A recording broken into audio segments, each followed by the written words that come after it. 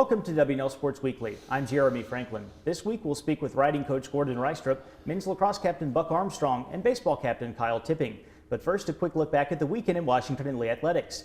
Dana Lee earned Athlete of the Meet honors, and Samantha Yates was the Rookie of the Meet as women's track and field finished second at the ODAC Indoor Championship in Landover, Maryland.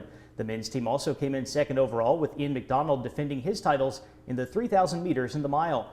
At the NCAA East Regional in Lexington, Ron Tassoni became the first WNL wrestler to qualify for nationals since 2001, finishing third in the 184-pound class as the Generals placed 11th out of 18 teams.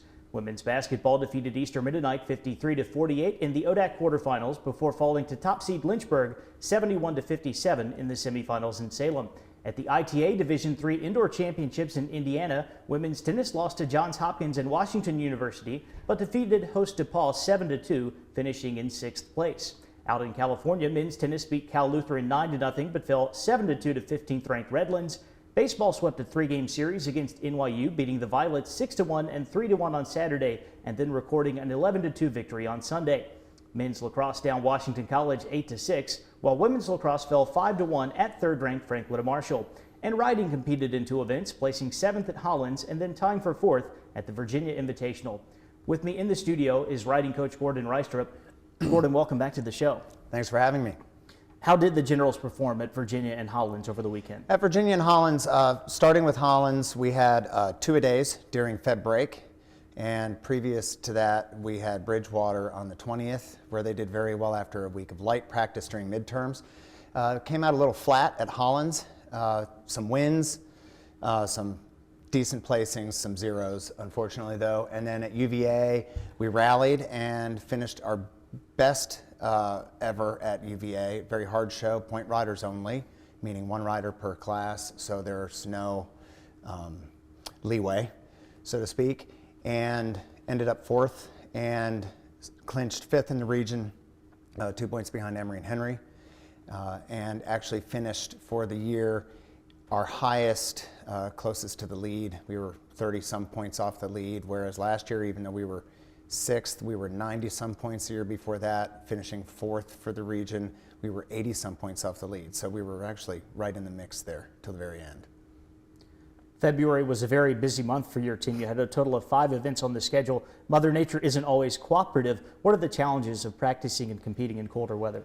So first and foremost, at my farm where we practice during the fall, and after this week at the Hollins Invitational at the Horse Center, we have to move the entire operation to an indoor arena. So this year we're back at the Horse Center, which works because 4 of the 8 weeks typically we practice during the winter show season, we're at the Horse Center anyway, so that works pretty well. The last 2 seasons we've been somewhere else where we actually had turnout, but then we were actually at 3 different farms at once, which makes it a little more logistical challenge. So aside from the cold, that takes care of the cold. We can continue practicing regardless of the weather unless school is canceled. The hardest part, for instance, at Sweetbriar and Randolph, it was very cold. It was down in the low 20s, but they had their indoors closed up, and it keeps it, a little bit of freezing. But the hardest part is keeping your athletes warm, both your equine athletes as well as your riders, because they have to stand and wait for their rides. Unlike a regular horse show, an open horse show where they're warming up their own horses at an intercollegiate, they draw out of a hat, get right on, and have to ride, and have to be warm to do that right away. So that's pretty tough. Give us a quick update on the Generals' qualifying status for regionals.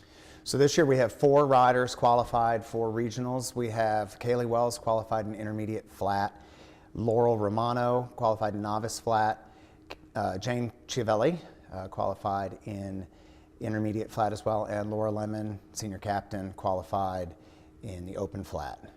Those will be at Randolph on March 19th. WNL won the ODAC title in 2014. You came in 2nd last year. What are the Generals' expectations for the conference championship this season? Our expectations are pretty high this year again.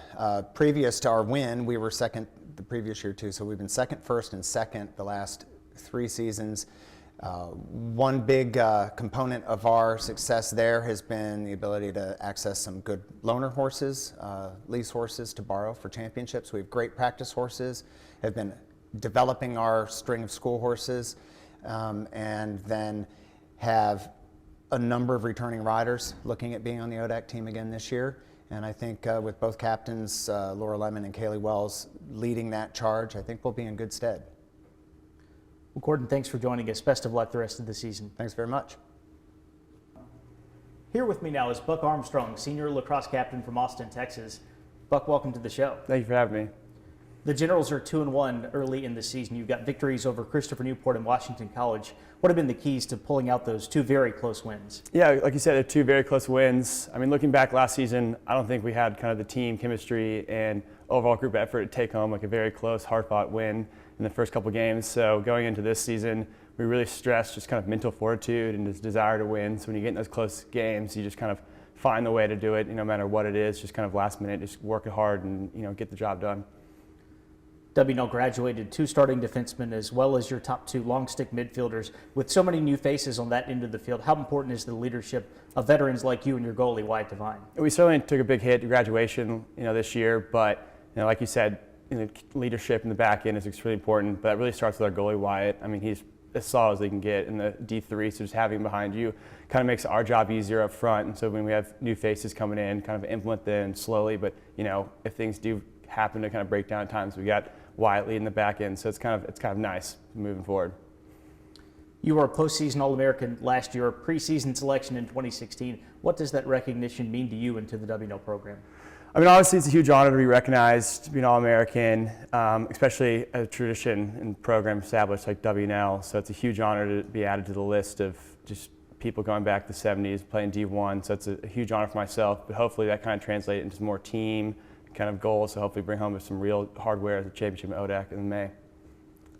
Your first conference game is just over a week away. What are the Generals still looking to improve upon as you approach the ODAC schedule? I mean, we're still a pretty new team. Young faces kind of, getting starting from freshmen, which is kind of new, 2 freshmen starting. So we're kind of just moving forward, hoping we're gelling as a unit, just getting more experience, be battle tested.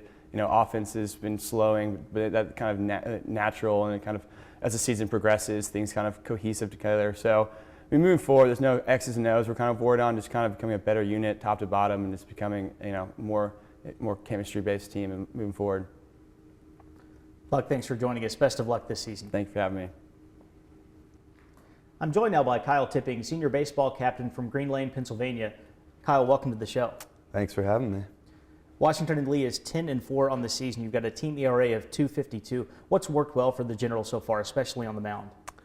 Yeah, well, we've had the new coaching staff come in, and especially Coach Ted White, who's been working with the pitchers, has really given us a new mentality. We've been able to sort of dominate differently on the mound. He's also had some new arm workouts, so you've seen a lot of fresh arms right now. The freshmen that have come in have been terrific so far. They've been just shut down for everything. And then we've been playing some really good team defense behind. We knew that was going to be one of our strengths coming in. And we also have some freshmen stepping in there playing big roles. So. You mentioned the coaching change. After Jeff Stickley retired, you're playing for Lucas Jones in 2016. How is the transition going overall? It's going pretty well. We all know how good of a job Coach Stickley did in his tenure here. It was awesome. But Coach Jones came in and is sort of bringing a new mentality and a new culture to the team. Sort of our motto is burn the ships. So it's sort of the Spanish explorers, they burn their ships, so you can't look behind. You always have to be going forward. So we're supposed to be forgetting about the past and just dominating what we can at the present and the future. At this time last year, WNL was in the middle of a month-long layoff caused by all the bad weather that you had in February and March. How valuable has it been to get so many early season games in this year, especially as you look ahead to ODAC play? Oh, it's been terrific, especially we're a really young team. We have, I mentioned earlier, the freshmen. We also have several sophomores contributing, and it's been great for them to be getting acclimatized to that. Last year, I think we had 17 straight games snowed out or something like that, and it was just tough when you finally got onto a field and seeing hitters for the first time, seeing pitches for the first time. It's completely different, so this will give us a huge advantage coming into ODAC play. What are your expectations for the conference this spring? We always have the same expectation, which is to just compete with every team. Never make it easy for them if they're going to beat us. Let them know that WNL plays hard, good baseball.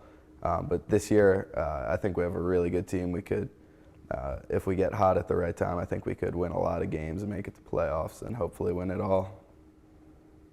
Kyle, thanks for joining us. Best of luck this season. Thanks for having me. It's time now for a look at the upcoming weekend. The riding team will compete in the Holland Spring Welcome Show, which runs from Thursday through Sunday at the Virginia Horse Center. On Saturday, baseball travels to Virginia Wesleyan for an ODAC doubleheader, and women's tennis visits Lynchburg. Women's lacrosse heads to 7th-ranked Salisbury, while men's lacrosse will take on Franklin and Marshall on the road. And on Sunday, men's tennis plays host to number 12 Johns Hopkins. For WNL Sports Weekly, I'm Jeremy Franklin. Thanks for watching.